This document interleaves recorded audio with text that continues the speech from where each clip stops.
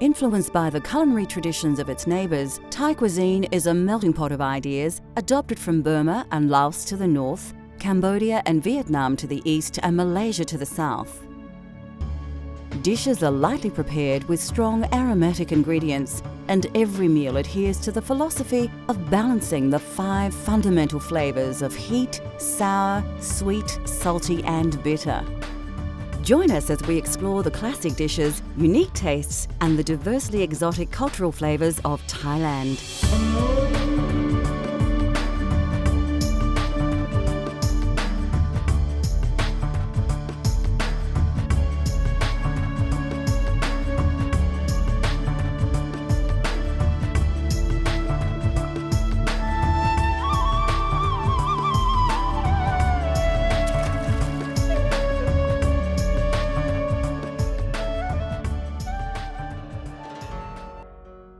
Thailand lies in the heart of Southeast Asia, and for centuries it was an important trade stop-off between India and China.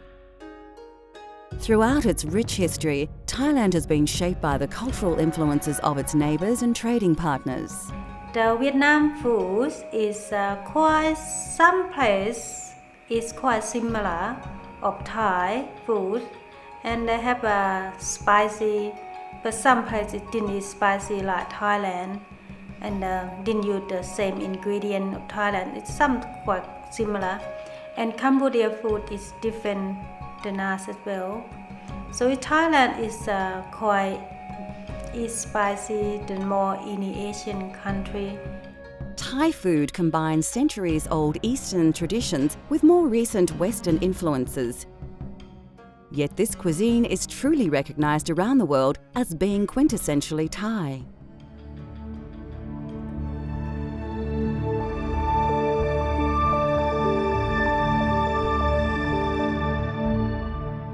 Thais use an abundance of aromatic herbs and spices to add intense flavours and tastes to their meals.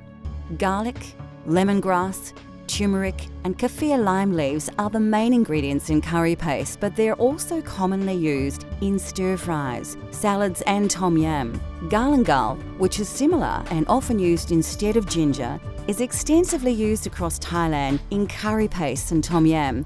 Thais often add young ginger to their soup or to brew a refreshing tea. As ginger and galangal roots age, their flavour intensifies, but their flesh becomes more fibrous. Krachai, commonly known as finger root or Chinese ginger, is often included in curry pastes or finely sliced and added to stir-fries. In the West, fresh krachai can be hard to find, and it is often only available pickled or frozen. Thai basil, which is stronger in taste than the Italian variety, can be identified by its darker leaves and purple flowers and stems. Considered to have a subtle licorice or mint flavour, this sweet basil is used in many Thai dishes. Another fragrant herb with many uses is coriander. The leaves can be used as an ingredient and garnish, while the stalks are often ground into curry pastes and sauces. Thai cuisine is well known for being spicy. Chili is of course widely used throughout the region and was introduced by Portuguese missionaries only in the 17th century. Generally, the smaller chilies are the hottest, with the tiny red bird's eye chilies, also sometimes referred to as Thai dragon chili, being the hottest of them all. Long red, green and yellow chilies are generally sliced and added to stir-fries, salads and curry paste, with the green variety tending to be milder than the red. To create authentic tasting Thai curries, first you need to create a fresh curry paste to use as your flavour base in your curry dishes. We are going to show you the secret of an authentic red curry paste. If we make curry paste in Thailand, it's really easy. More the country people is make their own curry paste every day. But in the Bangkok people, sometimes they buy it from the market. It's already made. But it's more the kitchen. Nearly every kitchen, if they do their own curry paste. In Thailand, it's easy to find a herb for doing curry paste.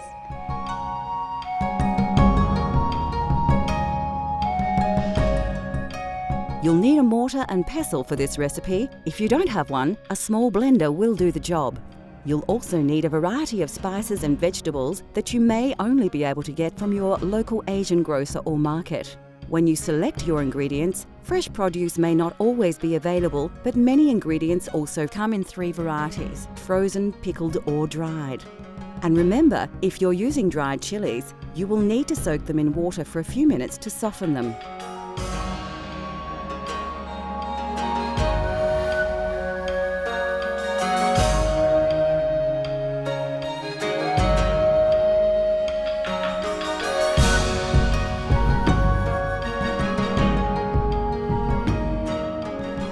Firstly, finely slice your lemongrass stalk. Take care to cut it as small as possible so it grinds well in the mortar and pestle. Do the same with the galangal, again slicing as finely. Depending on the size of your root, you may not need it all. Add about a teaspoon to your mortar. Chop the krachai into small pieces. We are using krachai that is frozen, so it's quite soft now that it's thawed. If you have access to fresh, you may need to chop in finer. Carefully slice the zest off the kaffir lime, then dice it finely. You don't need to use the whole lime peel, about 2/3 is fine. If you don't have a kaffir lime, you can use finely diced kaffir lime leaves. Add your chilies to the mortar and then use your pestle to grind and pound the ingredients into a coarse paste. This will take some time, and if you are sensitive to chilies, your eyes may water a little. Keep working the paste until you have a similar consistency to this, a slightly coarse but even paste with no chunks. Put your mortar aside and grab your shallot. Remove the dry skin by peeling off the outer layer. Again, finely dice the shallot to add to the mix. Next, add the peppercorns and peel and dice the garlic. Once you've added the garlic to the mortar, it's time to work the contents into the paste. It's important to ensure that you have an even textured paste. If you are finding the mortar and pestle hard going, you can use a small blender to save time and your arm. Once you have a smooth paste, add the shrimp paste. Work it into the mix with the pestle. You can use a spoon to keep the paste off the sides of the mortar. Once it's well mixed, you have an authentic Thai red curry paste. Transfer your paste into a dish so you can use it later. We'll use ours to make a red curry later in the show. Freshly made curry paste will keep in the fridge for about a week.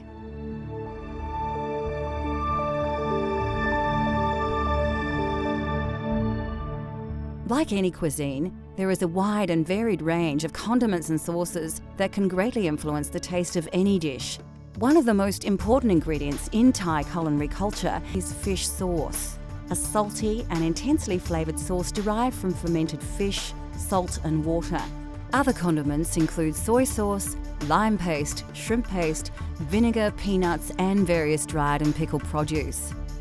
Dried shrimp and shrimp paste, pickled fish and chilies, even pickled peppercorns may seem unusual and exotic to Western tastes, but are commonly found in popular Thai dishes.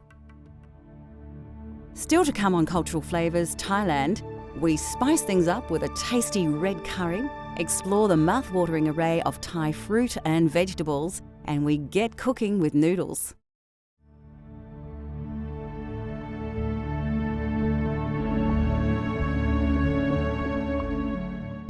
Rice is the staple grain of Thailand, and the fragrant and indigenous jasmine rice grows in abundance throughout the Central Plains. A long grain rice, it's generally served with most curries and some stir-fries, and is even eaten at breakfast. There are several varieties of rice, including sticky rice, which is popular in desserts, and as the main rice to the north of the country. Black sticky rice, or wild rice, is also a popular dessert rice. In Thailand, noodles are often eaten as a snack for lunch or used in soups. They are usually made from either rice, wheat or mung bean flour and are available either as fresh or dried. The most common are the rice noodles, which come in 3 varieties: wide and flat, thin and flat, and round and thin, which are known as vermicelli in the West. Noodles form the basis of many Thai dishes and stir-fries, like the pad Thai we will be making later in the show. Thai curries have taken their influence from India and China, but the flavours of these spicy popular dishes are uniquely Thai. Thai and Indian spicy is different spicy. Thailand use chili, but Indian use different spicy than us. So Thai food is more soft than Indian foods. It's not too strong of herb. And the Chinese food is more didn't have a spicy in their mouth, just more stir fry and soup. We showed you how to create a wonderful aromatic traditional red curry paste earlier in the show. Using this paste as a flavour base, we will prepare a Thai red curry using a range of fresh vegetables and chicken. For this recipe, you will need a selection of fresh vegetables. Remember, if you can't find these exact ingredients, seasonal vegetables will do, although ingredients like kaffir lime leaves are important. The classic Thai ingredients we will be using are combinations of fresh, frozen and even pickled. All are readily available from Asian grocers. This can be a vegetarian dish if you prefer, but it is commonly cooked using chicken or pork. Of course, you'll need a couple of tablespoons of the authentic red curry paste, and the meal is generally served with jasmine rice.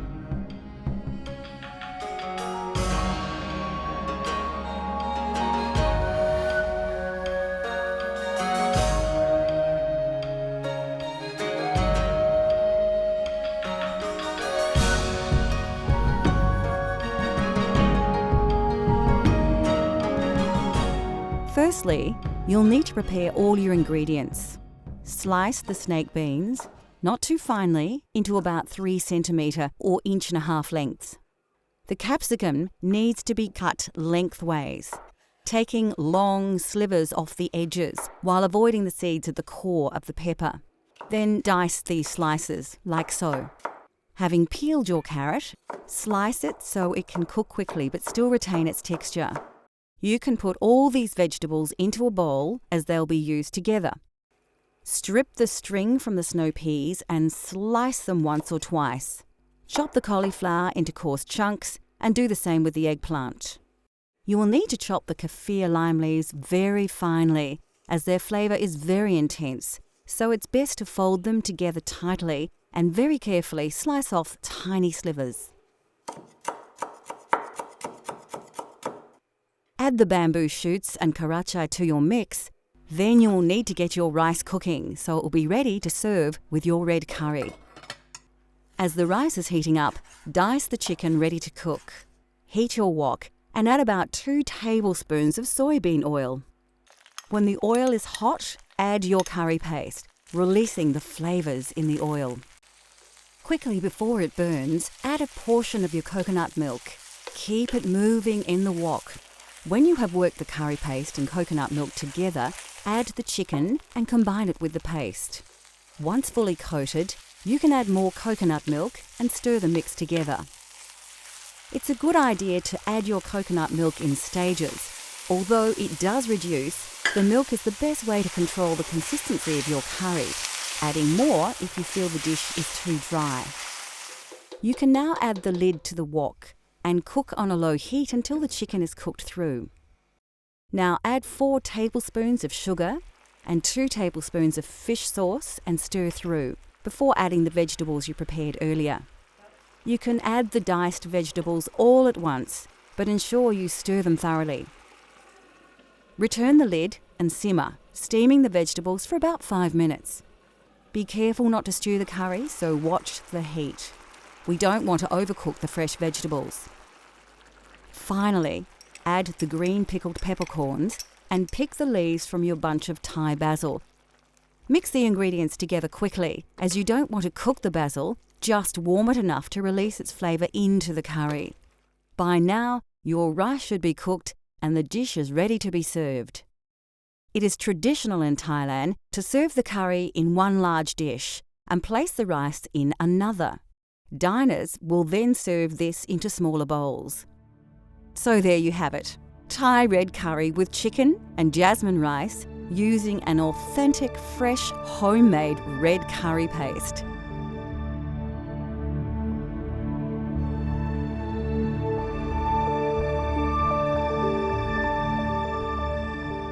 Situated within the tropics, this fertile country produces an abundance of aromatic herbs and spices, as well as many varieties of delicious fruit and vegetables. It is, therefore, not surprising that Thais have developed a cuisine that rivals any in terms of variety and diversity.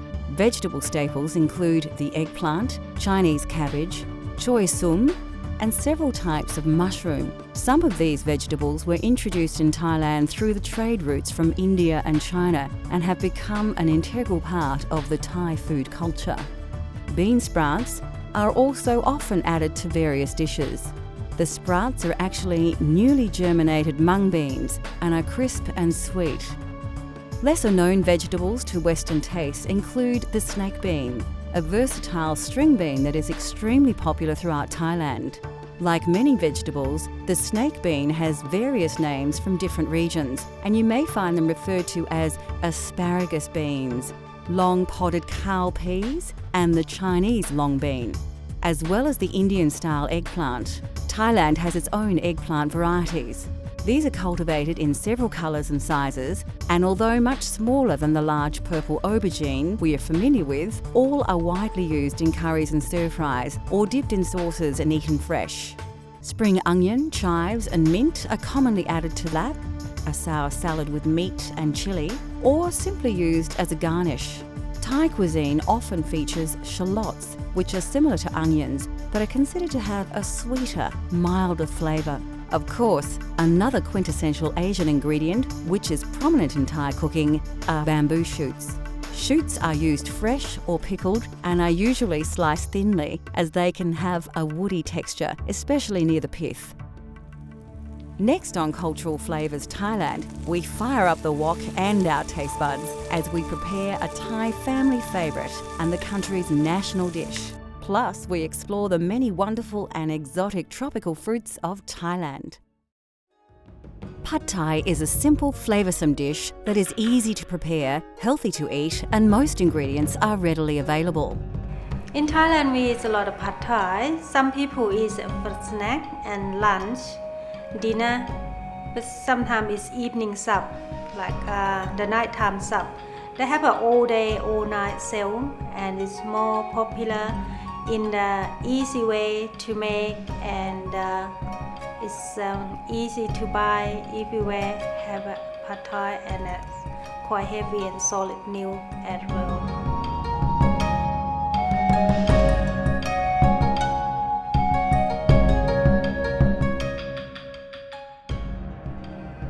This dish features dried flat rice noodles, which are one of the favourite noodles eaten by the Thai people. Pad Thai is considered a simple but flavoursome dish to prepare, and it has only a few key ingredients. We are using fresh prawns in our Pad Thai, but it is common to use chicken or both. To make the chilli flavour base, you'll need a mortar and pestle, a mature shallot, 2 cloves of garlic, and 5 dried red chillies. You can soak the chillies in water a couple of minutes before you use them.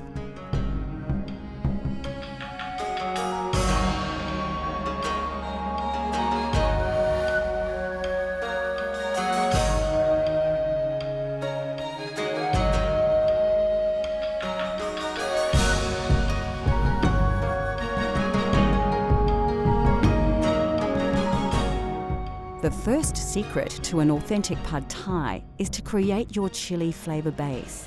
Take a shallot and peel the dry skin and outer layer off. Finely chop the shallot and place it in your mortar. Peel and chop your garlic cloves and add them to the mix with the chillies. Pound and grind the ingredients in your mortar and pestle until you have a coarse paste, much like the red curry paste we prepared earlier. Then put it aside to use later.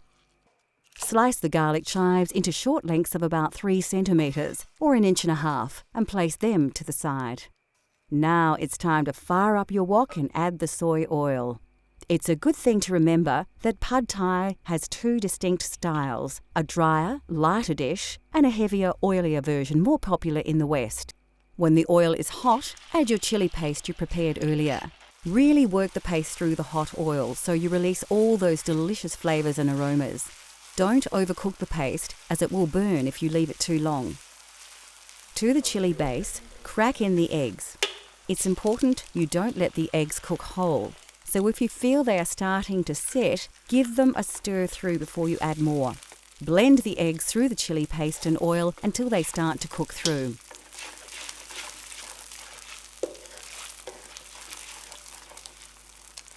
The prawns go into the wok next. It's a good idea to check the heat here to ensure you don't burn the eggs and keep stirring them so they don't stick to the wok. Like all seafood, prawns cook quickly, so work them into the mixture until they are almost cooked through. Now it's time to add the noodles. They should be slightly soft now. Be careful to have them well drained, as wet noodles will cause the oil in the hot wok to spit. Lift and mix all the ingredients well. Make sure you coat all the noodles with the wonderful flavours of the chili paste, eggs and prawns. Once the noodles are well coated, add the sugar, fish sauce and the vinegar and work the ingredients through. It won't take long for the sugar to dissolve and for the next burst of distinct pad thai aromas to engulf you. When the noodles are cooked, it is an excellent time to taste your dish.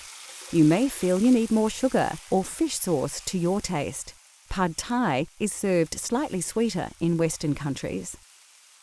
When you are happy with the flavours, add the bean sprouts and sliced shallots, working them through the noodles. It's important not to let the dish cook too long here. We want to keep the mung bean shoots slightly crisp.